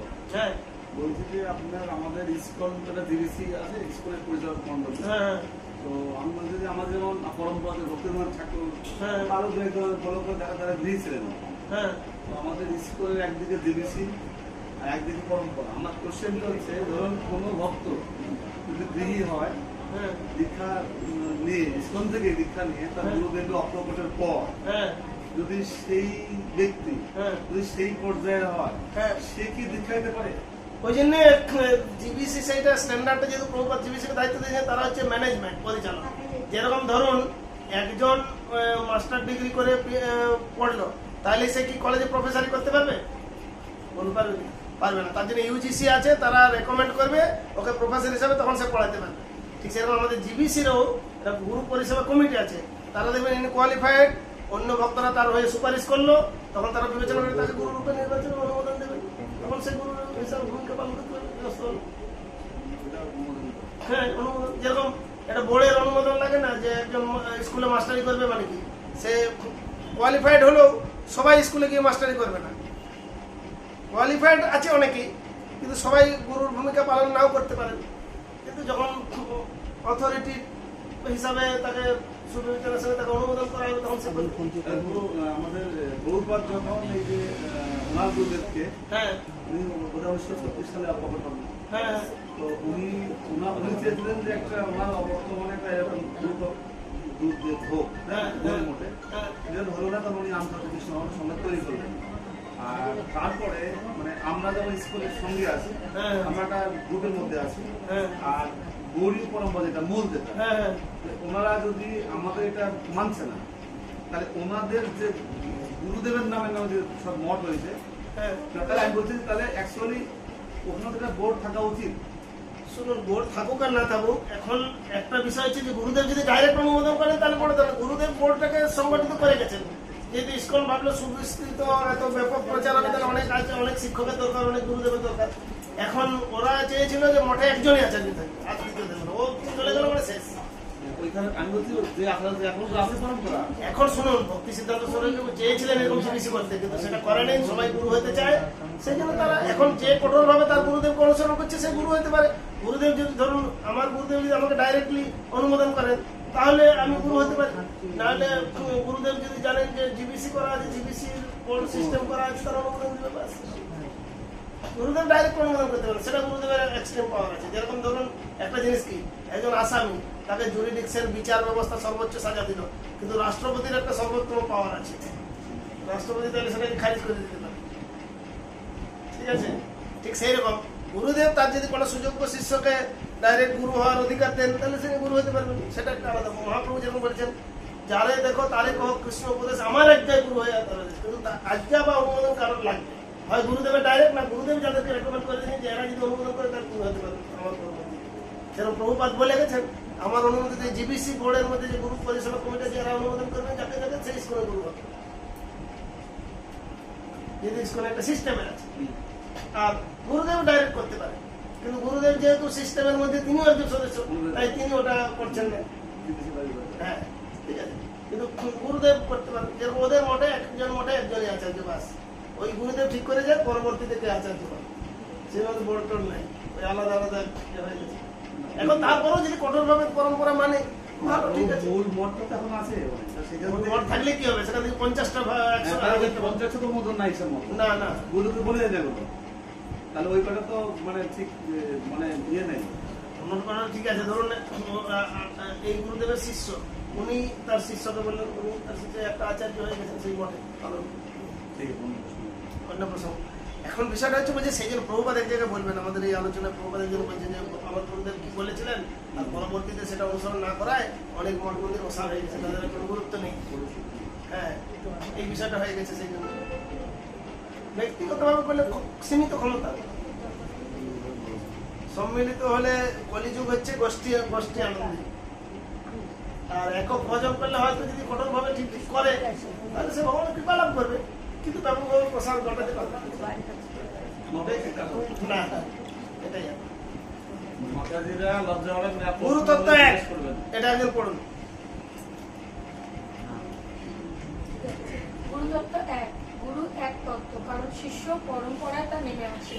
ব্যাসদেব এবং শ্রীকৃষ্ণ 5000 বছর পূর্বে যা শিক্ষা দিয়েছিলেন তা এখনো শিক্ষা দেওয়া হচ্ছে। এই দুই শিক্ষার মধ্যে কোনো পার্থক্য নেই, যদিও শত সহস্র আচার্য এর মধ্যে এসেছেন এবং চলে গেছেন। তাদের শিক্ষা বা বার্তা কিন্তু একই রয়ে গেছে। সদ্গুরু দুই তত্ত্ব হতে পারে না, কারণ সদ্গুরু পূর্বগামী গুরু থেকে আলাদা কিছু বলেন না। এটা হচ্ছে তত্ত্বগতভাবে এক বৈশিষ্ট্য, সেটা প্রভুপাদ বলতে চেয়েছেন। এবং পরম্পরা মানবতম, এবার পরম্পরার মাধ্যমে বিজ্ঞান রাজস্বীরা লাভ করেছিলেন, ভগবান তা বলেছেন। আর যখন এই পরম্পরা কোনো কারণবশত ছিন্ন হয়ে যাবে, তখন ভগবান ডাইরেক্ট এসে আবার এস্টাবলিশ করে দিবেন। ভগবান বলছেন এই গীতার শিক্ষাটা যেহেতু পরম্পরা ক্রমে আসছিল, তারপরে এখন পরম্পরা ছিন্ন হয়েছে, তাই আমি তোমাকে পুনরায় আবার বলছি। শিক্ষাটা আছে, তাই না? একটা ইনস্টিটিউশন বন্ধ হয়ে গেলে তখন তো সেটাকে এস্টাবলিশ করতে হবে। তো গুরু পরম্পরা পদ্ধতি বিষয়ে আর কি বলা হচ্ছে, এটা আর একটু বলুন। যদি আমরা ভগবত গীতার মর্ম উপলব্ধি করতে চাই, তবে যিনি সরাসরি তা শ্রবণ করে উপলব্ধি করেছেন, ঠিক তার মধ্যে করে আমাদেরও তা উপলব্ধি করতে হবে। এটি বলা হয় গুরু পরম্পরা পদ্ধতি। ধরো আমি আমার গুরুদেবের কাছ থেকে যা শুনলাম, ঠিক তাই আমি তোমাদের কাছে বললাম, এটি পরম্পরা পদ্ধতি।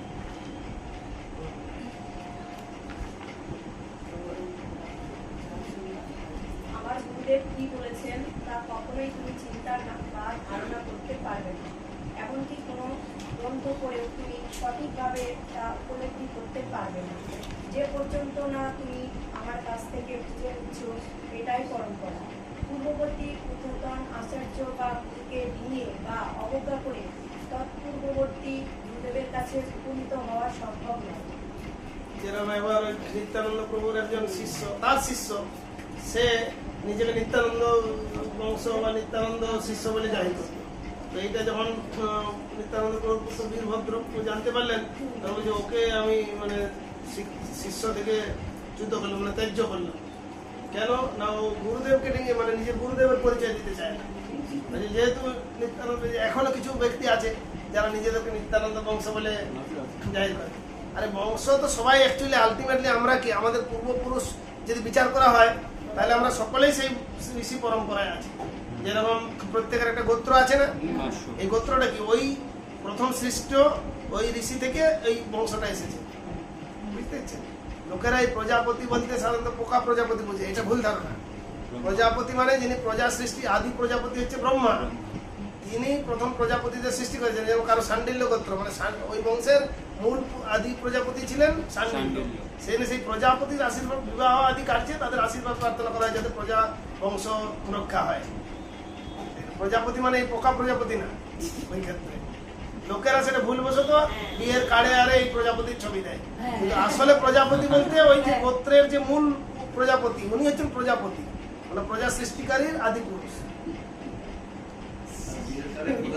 হ্যাঁ, লোকেরা এই যে শাস্ত্র শিক্ষা নেই, যার ফলে গতানুগতিক শুনে আসছি, এটাই হয়ে গেছে।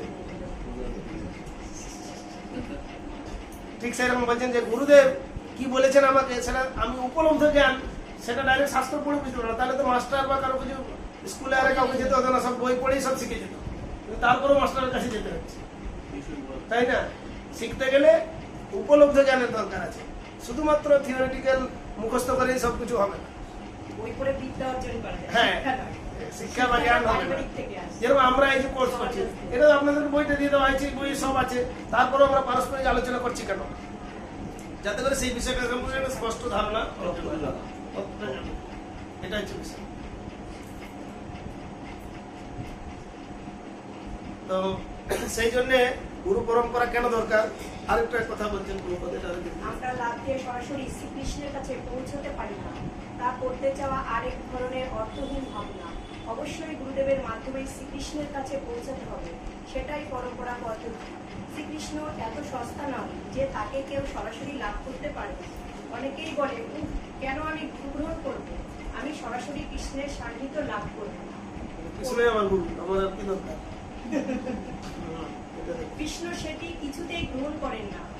মদ্ভক্ত পূজা বৈদিক শ্রীকৃষ্ণ বলেছেন সবার আগে আমার ভক্তের ভক্ত হও। শ্রী চৈতন্য মহাপ্রভু বলেছেন গোপী ভতু পদ কমল ওর দাস দাস দাসানুদাস, আমি কৃষ্ণের দাসের দাসের দাসানুদাস। যে সেই জন্য আমাদের এই দাস অভিমানটা বজায় রাখার জন্য আমরা পরস্পরকে প্রভু বা মাতাজি সম্বোধন করি। কেন আমাকে তো প্রভু সম্বোধন করলে মানে নিজের ভাবা উচিত না আমি প্রভু হয়ে গেছি। মূলত আমি অন্যকে প্রভু বলছি মানে আমি যে দাস, সেই অভিমানটাকে বজায় রাখার জন্য, দীনতা। সেই জন্য আমরা অন্যকে প্রভু বলে সম্বোধন করি। আর যিনি যাকে প্রভু বলে সম্বোধন করি তিনিও বুঝবেন যে আসলে আমি প্রভু না, এটাই।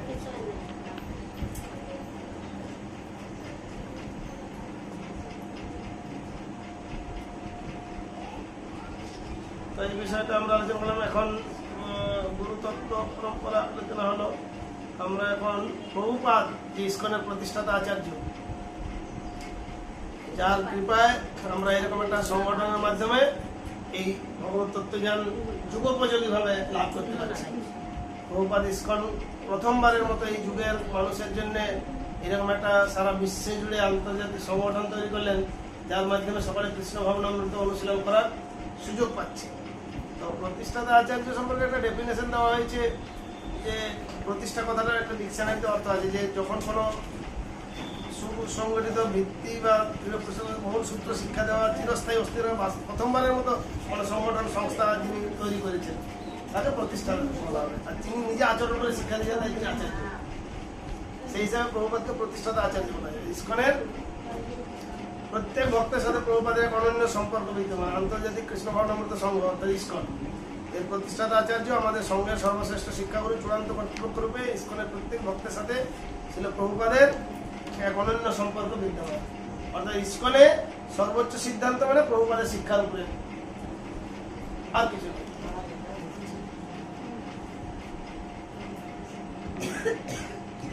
তো প্রভুপাদ কি বলছেন তার একজন শিষ্যকে একটা চিঠিতে, সেটা এখানে উদ্ধৃত করা হচ্ছে। চিঠি পত্র ও বিভিন্ন সভায় দেওয়া প্রবচনগুলো কদর করার আমাদের কিন্তু সেসব আমার কথা নয়। এই কথাটি আমি বারবার বলেছি যে আমি কেবল গুরু পরম্পরায় পাওয়া চৈতন্য মহাপ্রভু, শ্রী চৈতন্য মহাপ্রভুর বাণী বহন করছি এবং এর সাথে আমি কিছু যোগ বা বিয়োগ করি। একইভাবে তোমরাও যদি এই কথাগুলো পরম্পরাক্রমে বহন করে নিয়ে যাও তবে এই চিন্ময় পরম্পরা পদ্ধতি যথাযথভাবে পরিচালিত হবে এবং এর দ্বারা সাধারণ মানুষ উপকৃত হবে। সেটাই প্রমাণ হচ্ছে যে আমি নতুন কথা সৃষ্টি করছি এরকম না, এই জিনিসটাই আমি তোমাদের বোঝার সুবিধা মতো করে উপস্থাপন করছি, কিন্তু মূল জিনিসটা একই। এটা হচ্ছে গুরুত্বপূর্ণ। তো এই বিষয়টা এই সেনাপতি ভক্ত হিসাবে প্রভুপাদকে পরবর্তী প্রজন্ম আখ্যায়িত করছে। কেন না আমরা এটা চৈতন্য মঙ্গল থেকে এটা উদ্ধৃত করা হয়েছে। আমরা জানি পূর্বে অসুর দেবতা পৃথক পৃথক রূপে ছিল অন্যান্য যুগে, যার ফলে সংঘাত ভগবানের হস্তক্ষেপ আবার ধর্মরাজ্য স্থাপন হয়েছে। কিন্তু এই কলি যুগে মানুষের কি হয়েছে না এই অসুর আর সুর আলাদা আলাদা ভাবে নেই।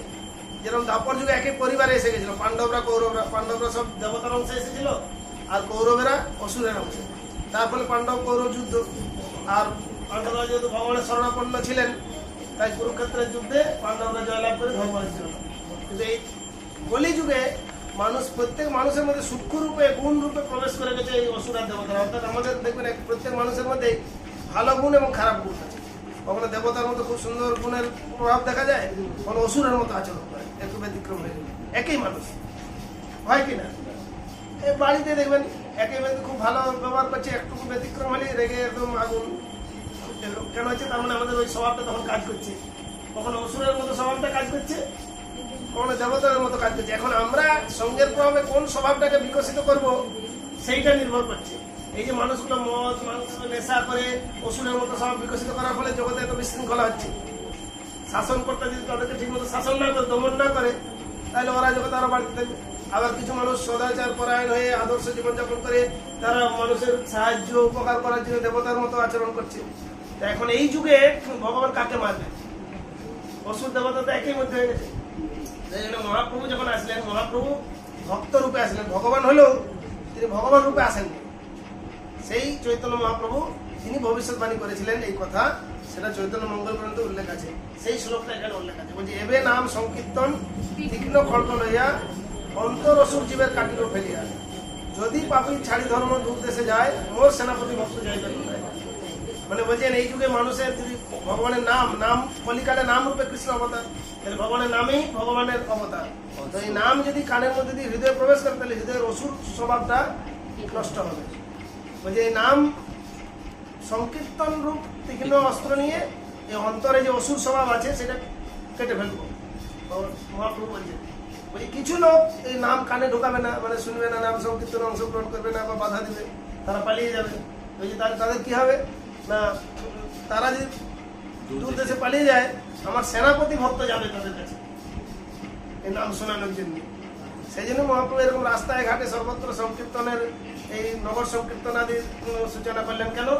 যাতে করে যারা বলে না, শুনতে চায় না, তাদের কানের মধ্যেও একটু ঢুকে ভগবানের নাম অন্তরে প্রবেশ করে, তাহলে তাদের এই অসুর স্বভাবটা কেটে যাবে, নষ্ট হবে। তো সেই রকম যে দেখা যায় যে পরবর্তীতে তাই বিচার করা যায় যে সেই মহাপ্রভু বলেছেন যে আমার সেনাপতি ভক্ত সর্বত্র যাবে। দেখেন তার সৈন্যরা সেনাপতি ভক্ত সত্যিই যাচ্ছেন।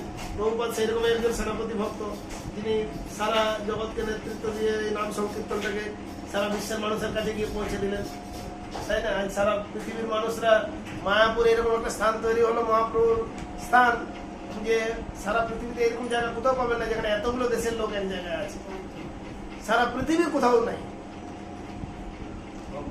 সব দেশের মানুষ এখানে এসে এক জায়গায় একত্র থাকার মতো রয়েছে। প্রভুপাদ এরকম একটা সংগঠন তৈরি করলেন যেখানে মানুষ এমনিতেই কতগুলো লোককে একসঙ্গে ধরে রাখতে পারছে না, কিন্তু ভগবানের আশ্রয়ে সবকিছু সম্ভব হচ্ছে। সেই জন্য এটা হচ্ছে এইরকম হচ্ছে প্রভুপাদ সেই সেনাপতি ভক্ত, তিনি ইসকন বা আন্তর্জাতিক কৃষ্ণ ভবনমিত সংঘের প্রতিষ্ঠাতা আচার্য।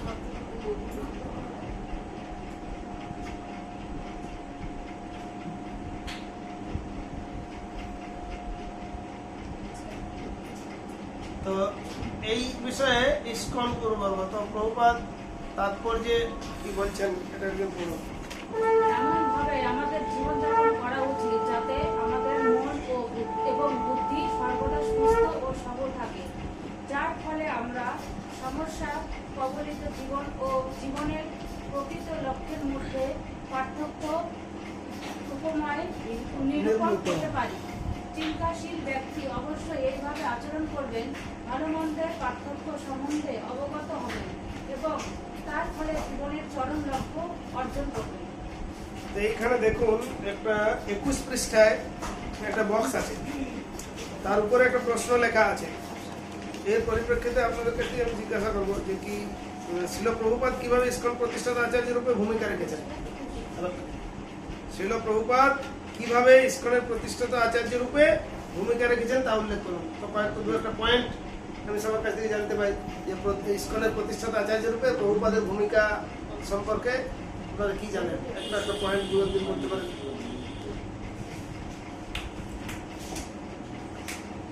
প্রভুপাদের কি ভূমিকা ইসকনের প্রতিষ্ঠাতা আচার্য রূপে?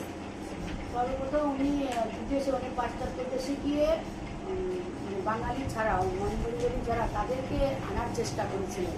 প্রভুপাদের একটা অবদান হচ্ছে সারা বিশ্বে কৃষ্ণ ভাবনার মতো প্রচার করেছে। একটা কথা ঠিক আছে। আর হচ্ছেন শিল প্রভুপাদ মানে এই এখনকার সময় অনুযায়ী বা কলিযুগের সময় ব্যবস্থা অনুযায়ী শাস্ত্রকে কীভাবে সহজ করে মানুষের সামনে তুলে ধরা যায় সেটা তিনি সহজভাবে আচার্যদের নির্দেশ অনুসারে করেছেন আর কি, মানে মানুষের গ্রহণযোগ্য করে তুলেছেন এই সমস্ত শাস্ত্র শিক্ষা বা পুরো আচার আচরণটা ব্যবহারিক ভাবে যুগোপযোগী করে তুলেছেন।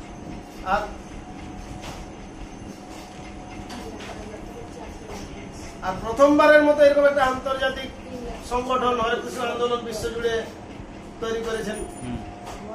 একটা পয়েন্ট হলো যে প্রভুপাদ সারা বিশ্বে বিভিন্ন ভাষাতে গীতা ভাগবত চৈতন্য এগুলোকে মানে প্রকাশ করেছেন সমস্ত ভাষা। তাহলে তার সব থেকে গুরুত্বপূর্ণ অবদান হচ্ছে তার গ্রন্থসমূহ, শাস্ত্র গ্রন্থ। তার গুরুদেব আদেশ করেছিলেন যে এই সমস্ত গ্রন্থ ইংরেজি ভাষা অনুবাদ করে, ইংরেজি আন্তর্জাতিক ভাষা সারা পৃথিবীর লোক বুঝবে। তো এই সমস্ত গীতা, ভাগবত, চৈতন্য আদি সমস্ত গ্রন্থগুলোকে প্রভুপাদ প্রথম ইংরেজিতে অনুবাদ করে সারা বিশ্বের মানুষের কাছে পৌঁছে দিলেন। তাই তার গ্রন্থগুলোই এক একটা অ্যাটম বোমা, তাই না? এটা একটা প্রভুপাদের অবদান। এরকম প্রভুপাদের আরো অনেক অসামান্য অবদান সমূহ আছে। প্রভুপাদের জীবনী যদি পড়বেন তাহলে যে কত কঠোর সংগ্রাম করেছেন, যার ফলটা আমরা ভোগ করছি বলতে পারেন। এরকম একটা তৈরি করে দিয়ে গেল বলে আজ এত সহজে এত মানুষ, আগে তো এরকম সুযোগই ছিল না। আরেকটা বিষয় হচ্ছে কি, আমাদের বাঙালিদের একটা সমস্যা কি, আমরা প্রথমে নিজের ভালো জিনিসটা বুঝতে পারি না, শিখতে পারি না। যখন বিদেশের লোক স্বীকৃতি দেয় তখন আমরা তার জন্য মদত করি। এটা হচ্ছে বাঙালিদের, তাই না? বলে না, আপন ধার বিলাই দিয়ে পরের দ্বারে ভিক্ষা করি, অনেকটা সেরকম হয়ে গেছে। হ্যাঁ, দেখা গেল এই যে ঘরে বসে চা দোকানে বড় বড় প্রধানমন্ত্রী তার সমালোচনা করে, অথচ নিজে কিছু করতে পারবে না, তাই না? দায়িত্বশীল ব্যক্তি হিসাবে নিজে কিছু করলে সেইটা জগতের কিছু উপকারে লাগলো, সেইটা একটা স্যাটিসফ্যাকশন। আপনি যখন দেখবেন কারোর জন্য কোনো ভালো কাজ করেছেন, আপনার মনটা কত আনন্দের করে শান্তি লাগবে। অপরপক্ষে আপনি হয়তো জেদ বা অহংকার বসে কারো করলেন, তারপরে আপনি সবসময় টেনশনে জর্জরিত হবেন। এটা কিন্তু অনুভবের বিষয় একটা সকালে, তাই না? যে কোনো বিষয়।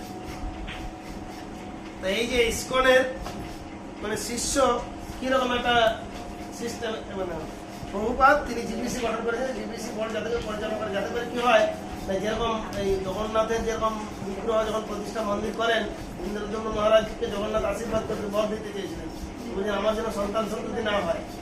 কেন না, সন্তান হলে ভাবে এটা আমার বাবার মন্দির, বাবার সম্পত্তি বলে দাবি করে। জগন্নাথ তখন প্রধান হল, জগন্নাথ বলে জগতের নাথ সকলে। তো প্রভুপাদ অনেকটা দেখলেন যে কেউ হয়তো আধিপত্য দাবি করবে, এটা আমার, সেই জন্য তিনি ইসকন নাম দিয়ে সংগঠনটা করলেন, আন্তর্জাতিক কৃষ্ণ মানুষ। আর দ্বিতীয় পরিচালন কমিটি করেছিলেন যে এই যোগ্যতা সম্পন্ন ব্যক্তিরা মিলে এই গোষ্ঠী থাকবে যারা এইভাবে পরিচালনা করবে। যে সেই পর্যায়ে আসবে সে আবার জীবিত সাথে যুক্ত হবে, কেউ আবার সবাই সব দিন বাঁচবে না। এই জগতে যেরকম আবির্ভাব আছে অপ্রকট আছে, তারপরে নতুন সদস্য আবার যুক্ত হবেন, কীভাবে চলতে থাকবে সংগঠন। জিবিসি তার একটা গুরু পরিষেবা রয়েছে, যারা নির্ধারণ করে, অনুমোদন করে যে কে গুরু হবে। যেরকম ধরুন আরো প্রতি বছরে 2-1 নতুন গুরু হচ্ছেন। এইভাবে নামহট্ট বলতে আমাদের এই কংগ্রেগেশন পিচিং, মানে এই যে আমাদের বিভিন্ন প্রচার বিভাগগুলো আছে, গীতা কোর্স, আর এগুলোই এক কথায় নামহট্ট বলা হয়। আসলে আমাদের একটা ডিপার্টমেন্ট নামহট্ট আছে, কিন্তু তারপরেও এই প্রচার গোষ্ঠীটাকে সামগ্রিকভাবে নামহট্ট। হ্যাঁ হ্যাঁ, নামহট্ট না, নামহট্ট এটা কংগ্রেগেশন পিচিং ইংরেজিতে বলে, নামের হাট। হ্যাঁ, নামের হাট। হ্যাঁ হ্যাঁ সবই নাম। হ্যাঁ হ্যাঁ, মূল উদ্দেশ্যটাই। এবারে যারা মন্দিরের সঙ্গে মন্দিরস্থ, যারা মন্দিরবাসী ভক্ত, তারা এইরকম সন্ন্যাসী, মন্দির অধ্যক্ষ এই আন্ডারে থাকবে। এবারে শিষ্যরা সাধারণত এই গুরু দীক্ষা নিলেন, কিন্তু নাম মানে প্রচারক ভক্তদের তত্ত্বাবধানে তারা থাকলেন, দিয়ে তারা ভক্তি জীবনযাপন করছেন। সুবিধা অসুবিধা হলে তার মাধ্যমে জানাবেন বা করবেন। ভক্তি সিদ্ধান্ত ধর্ম যেটা চেয়েছিলেন, যেটা যে আপনি বলতে চাইছিলেন, যেটা প্রভুপাদ কি বলছেন এখন এখানে, এটা একজন পড়ুন, এটা একটু পড়ুন। তারপরে ছিল ভক্তি সিদ্ধান্ত সরস্বতী ঠাকুর অপ্রকটের পূর্বে তার শিষ্যদের একটি গভর্নিং বডি বা পরিচালক মণ্ডলী তৈরি করে সম্মিলিতভাবে প্রচার কার্যে চালিয়ে যাওয়ার নির্দেশ দিয়েছিলেন। তিনি কোনো বিশেষ একজন শিষ্যকে পরিবর্তে আচার্য হওয়ার নির্দেশ দিয়ে যাননি। কিন্তু তার বিরোধানের ঠিক পরেই তার স্থানীয় শিশুরা আচার্যের পদ দখলের জন্য ব্যস্ত হয়ে ওঠে এবং পরবর্তী আচার্য কে হবেন তা নিয়ে তাদের মধ্যে মতবিরোধ শুরু হয়। ফলে উভয় দলই হতাশ হয়ে যায়, কেননা গুরুদেবের নির্দেশ অমান্য করার ফলে তাদের পারমার্থিক যোগ্যতা নষ্ট হয়ে যায়। যার জন্য প্রচার আর প্রসার লাভ করেনি। এত পরিকাঠামো ছিল, এত সম্পত্তি ছিল, এত কিছু ছিল, কিন্তু যখন আস্তে আস্তে সম্পত্তি শক্তিটা, গুরুদেবের নির্দেশ নাই। হ্যাঁ এইটা হচ্ছে বিষয়। যারা ইসকনের শিক্ষা ও শিক্ষাগুরু হিসাবে সেবা করার দায়িত্ব গ্রহণ করেছে, ছিল প্রভুপাদের প্রতিনিধি রূপে তারা তাদের কথা ও ব্যক্তিগত আচরণের মাধ্যমে প্রভুপাদের শিক্ষার অনুকরণীয় দৃষ্টান্ত স্থাপন করবে। ছিল প্রভুপাদ ও গুরু পরম্পরার পক্ষে শিক্ষাগুরু এবং শিষ্যকে পারমার্থিক শিক্ষা এবং অনুপ্রেরণা দান করবে। এটা হচ্ছে বিষয়। শিক্ষাগুরু শিষ্যকে ছিল প্রভুপাদ ও গুরু পরম্পরা সেবার যোগ্য করে তোলার জন্য পারমার্থিক শিক্ষা ও অনুপ্রেরণা দানের পাশাপাশি আনুষ্ঠানিক দীক্ষা, পারমার্থিক নাম এবং তারপর পবিত্র গায়ত্রী মন্ত্র ধারণ করা। এটা বর্তমান দীক্ষাগুরুর ইসকনে কাজ আছে, সেটা জিবিসি থেকে বলা হয়েছে। প্রভুপাদ হচ্ছে মূল শিক্ষাগুরু আমাদের ইসকনের, এবং তাকে সেই সেবা পরম্পরার যাতে সেবা যথাযথভাবে শিষ্য করতে পারে, তার জন্য যিনি বর্তমান দায়িত্বপ্রাপ্ত বা অনুমোদিত গুরুদেব আছেন, তার কাজ হচ্ছে তাকে শিক্ষা অনুপ্রেরণা দেবেন, সাথে সাথে আনুষ্ঠানিক দীক্ষা হবে, তার পারমার্থিক নাম হবে, তারপর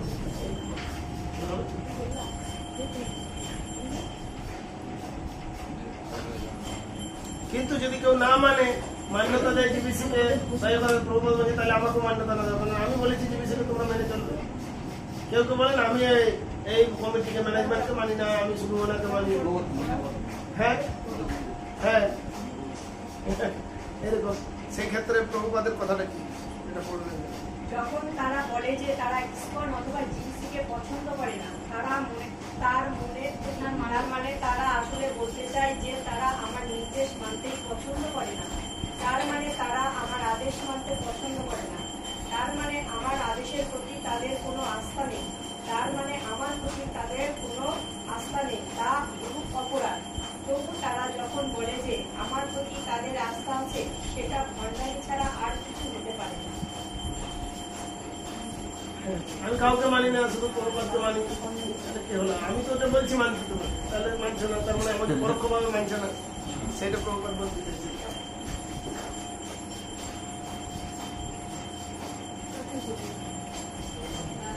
এটা হচ্ছে অনুমোদিত ব্যক্তির কাছ থেকে শ্রবণ করার প্রতি একনিষ্ঠ থাকা উত্তম। যেমন তোমার গুরুদেব অথবা অভিজ্ঞ গুরু ভ্রাতা যারা আছেন তাদের কাছ থেকে, কিন্তু কখনোই আমাদের পরম্পরা অন্তর্ভুক্ত নয় এমন কারোর কাছ থেকে শ্রবণ করার চেষ্টা করে না। তাতে শ্রবণ এবং পুনরায় নিজেকে সংশোধন করতে গিয়ে সময় অপচয় হয় মাত্র। যখন অন্য লোক অনেক কিছু শুনতে চায়, এখানে শুনে ওখানে শুনে, এই সেই করে মাথাটা খারাপ হয়ে যাবে, উপক্রম হবে, সময় নষ্ট হবে শুধুমাত্র, তাই না? লোকেরা এরকম বিপরীত, এই যেরকম বর্তমান দিনে মানুষ ইউটিউব চ্যানেল বার করেছে, যে যার মতো সবাই গুরুগিরি করছে, বিভিন্ন এখান থেকে একটু জেনে ওখান থেকে একটু জেনে, আর সেইটা শুনে মানুষ নানা রকম আমাদের কোনো সময় প্রশ্ন করে। আমরা ওই ইউটিউব চ্যানেলের কথায় উত্তর দেবো না।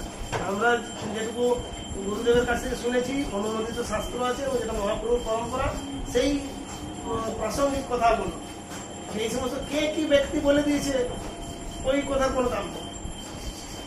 মন করা কথা, লোকেরা স্পেকুলেশন করতে থাকে না, একই কথার অনেক রকম অর্থ করে, স্পেকুলেশন করে, হ্যাঁ এরকম করতে থাকে। এখন কিন্তু মানুষ, আর বিশেষ করে যারা উকিল মেন্টালিটি টাইপের লোক, ওরা সত্যকে মিথ্যা, আর মিথ্যাকে সত্য ঠিক যুক্তি দিয়ে খাড়া করে ফেলবে। আপাতত মনে হবে যে ও ঠিকই বলছে,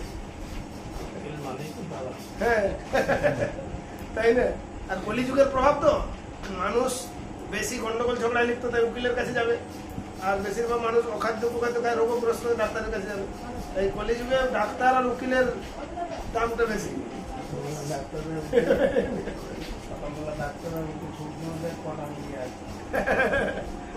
সেটাই, পারমার্থিক ডাক্তারের কাছে যাই হোক, এটা বলো। শিষ্য হওয়ার আদেশ বলদেব দৃষ্টান্ত স্থাপন করে গেছেন। গুরুদেব খুব ভালোভাবে জানেন কিভাবে তারা শিষ্যকে কোনো বিশেষ সেবায় নিযুক্ত করতে হয়, কিন্তু শিষ্য যদি দেখে গুরুকে তারা বড় পণ্ডিত বলে মনে করেন, তার নির্দেশ অমান্য করে, স্বাধীন ইচ্ছা অনুযায়ী আচরণ করতে শুরু করে, তবে তার আনন্দ প্রগতি উগ্র পুরো হয়। প্রত্যেকটি শিষ্যের কর্তব্য হলো নিজের ইষ্টতত্ত্ব নিজের সম্পূর্ণরূপে প্রাপ্য বলে মনে করা। কৃষ্ণ ভক্তি লাভের উদ্দেশ্যে সর্বদা গুরুদেবের আদেশে পালন করতে প্রস্তুত থাকা। শিষ্যের কর্তব্য গুরুদেবের সামনে দেখে মহামুখ বলে মনে করা। যদি গুরুদেবের সামনে নিজেকে মহাপণ্ডিত বলে মনে করে তাহলে সে গুরু কৃপা লাভ করতে পারবে না। যেরকম মানে হরিদ্বারে একটা আশ্রমে খুব সুন্দর আচার আচরণ দেখে একটা লোকের খুব ইচ্ছা হয়েছে যে আমিও যদি এখানে শিষ্য হয়ে থাকি তাহলে আশ্রমে এত শান্তিপূর্ণ পরিবেশে নিশ্চিন্তে সব খাচ্ছে যাচ্ছে, ভগবানের নাম করছে, বেগদার দিব্যি থাকবে, তো সে গেছে বলছে আমি শিষ্য হতে চাই। তখন অন্য শিষ্যরা বললো তাহলে তো গুরুদেব তোমার একটা পরীক্ষা নেবে, ইন্টারভিউ নেবে, তারপরে তুমি শিষ্য দিবে। তো গুরুদেবের কাছে নিয়ে গেছে তাকে, তো বলছে ঠিক আছে তুমি কি এরকম গুরুদেব যা বলবেন আদেশ তাই পালন করতে হবে, এই করতে হবে। যখন অনেক কিছু নিয়ম কানুন আর আদেশ শুনেছে, না না গুরুদেব তাহলে আমি শিষ্য হতে চাই না, আমাকে গুরু বানিয়ে দিই, তাহলে আমার আদেশ সবাই পালন করবে। কিন্তু এটা হচ্ছে দার্শনিকতা। আগে ভালো শিষ্য না হলে যে পরবর্তীতে ভালো গুরু হওয়া যাবে না সেটা তো বুঝতে হবে। আগে ছাত্র হতে হবে, তারপর তো সে শিক্ষক হবে। হ্যাঁ হ্যাঁ কি প্রশ্ন করছিলেন?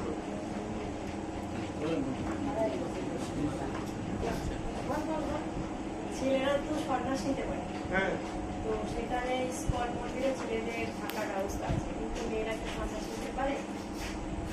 না, সন্ন্যাস নিতে পারে না, কিন্তু বানপ্রস্থ পর্যন্ত হতে পারে। বানপ্রস্থ মানে সংসার ছেড়ে ভাবে থাকতে, বানপ্রস্থ সন্ন্যাসের সমপর্যায়ে। আসলে কলিযুগে ওই ধরনের যে সন্ন্যাসের কথা বলা হচ্ছে সেই সন্ন্যাসের কোনো যথার্থতা নেই। মেন হচ্ছে যেই ভজে সেই বড়, অভক্ত ইচ্ছার, কৃষ্ণ ভজনে নেই জাতি কুলাদি বিচার। কৃষ্ণ ভজনে স্ত্রী পুরুষ সন্ন্যাসী ব্রহ্মচারী গৃহস্থ কোনো বিচার নেই যদি আসলভাবে ভগবানের ভজন করে। তো ইসকনেও আছে, নেই তা নয়। ইসকনে মূলত এই বিশেষ করে আমাদের বাংলায় বা ভারতে বেশি একটা আলাদাভাবে শুধু মেয়েদের দ্বারা পরিচালিত আশ্রম নেই বলতে হয়। তো একটা পরিকল্পনা করেছিল নাকি কলকাতার কাছে দুর্গানগরে, সেখানে যে মহিলাদের দ্বারা পরিচালিত একটা আশ্রম থাকবে কিন্তু ইন জেনারেল হচ্ছে কি, যেহেতু আমাদের বৈদিক সংস্কৃতিতে একটা বিচারধারা আছে, তো যে মেয়ে মানুষদেরকে যতই স্বাধীনতা বা অবাধ দেওয়া হোক কিন্তু একটা সুরক্ষার প্রয়োজন থাকে। সেই জন্য বৈদিক বিচারধারায় সরাসরি অবাধ স্বাধীনতা দিয়ে দিলে হয় না।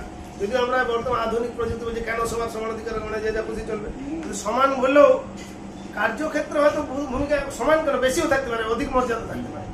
কিন্তু বিষয়টা হচ্ছে আমাদের বৈদিক সংস্কৃতির নিয়ম অনুসারে বলা হচ্ছে যে এরা সাধারণত শিশু অবস্থায় বাবা মার স্নেহ যত্নে মানুষ হবে, স্বামীর সাহচর্যী মানে স্বামীর সহযোগী, সহধর্মিনী বলা হয়, তাই না? এরকম নয় যে তার অধীনে তাকে করে থাকবে।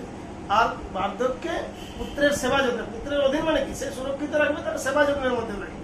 অধীন মানে যে তা সে দাসী চাকর বাকরের মতো করে রাখবে এরকম না। পুত্র সন্তানদের কর্তব্য হচ্ছে তাকে যথোপযুক্ত মর্যাদা সম্মানের সঙ্গে তার সেবা করা, এটা হচ্ছে রীতি। কিন্তু মানুষ সেই রীতিটা যথাযথ মানে না, যার ফলে বিশৃঙ্খলা। মাকে যদি মায়ের মর্যাদা না দেয় তাহলে কি হবে, সেরকম অবস্থা হচ্ছে। সেই জন্য একটা গুরুত্ব আছে আমাদের, তো সবকিছুর একটা শক্তি, ভগবানের শক্তির তো এই বিষয়টা মর্যাদা দিতে হবে। তো যাই হোক, ইসকনে সরাসরি নেই, তবে অনেক মাতাজিরাও সেভাবে থাকেন, সেবা করেন, এটা নয় একেবারে নেই তা নয়, কিন্তু ব্যাপকভাবে ওটা করা হয়নি, কেননা তাতে করে অসুবিধাও কিছু আছে এমনি। কিন্তু অনেক মাতাজিরা যারা সিঙ্গেল মাদার বা এরকম তারা থাকে সেপারেটলি, মানে আলাদা থাকে, একসঙ্গে সেবা করে এই জায়গায়, এরকম আছে, নেই একেবারে তা নয়। না না না সেটা নেই, সেটা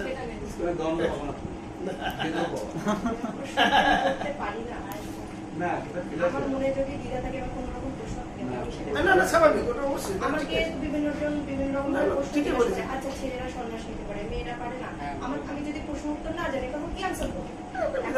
যেরকম মেয়েদেরকে এই যে পৈতা ধারণ করার একটা পূজা অর্চনা করার ক্ষেত্রে তাদেরকে পৈতা দেওয়া হয় না, হ্যাঁ সেটাই একটু তো বিচারধারা আছে। তার মানে এই নয় যে মর্যাদাটা ক্ষুণ্ণ না, এমনকি মাতাজিরা পূজা অর্চনা করতে পারে, হ্যাঁ করতে পারেন অবশ্যই। অবশ্যই করতে পারবে। আমাদের কয়েক জায়গা আছে,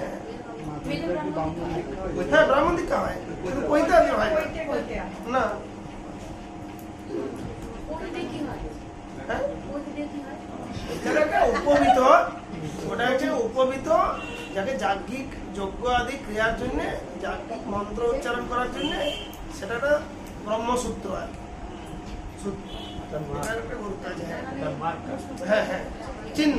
ধরুন এই যে কলিযুগে অ্যাকচুয়ালি এগুলো হচ্ছে কি সংস্কার, কিন্তু কলিযুগে মূল কাজটা হচ্ছে যদি কিবা বিপ্র কিবা নেশি সূত্র কেনা নয়, যে কৃষ্ণ তত্ত্ব সেগুলো মানে মূল হচ্ছে কৃষ্ণ ভক্তি বিজ্ঞান অর্থ হরিনাম। মহাপ্রভু কিন্তু বলেননি যে ব্রহ্ম দীক্ষা বা এই যে পৈতা ধারণ, দণ্ড, এগুলো কিন্তু কলিযুগে বিশেষ কার্যকারিতা নেই।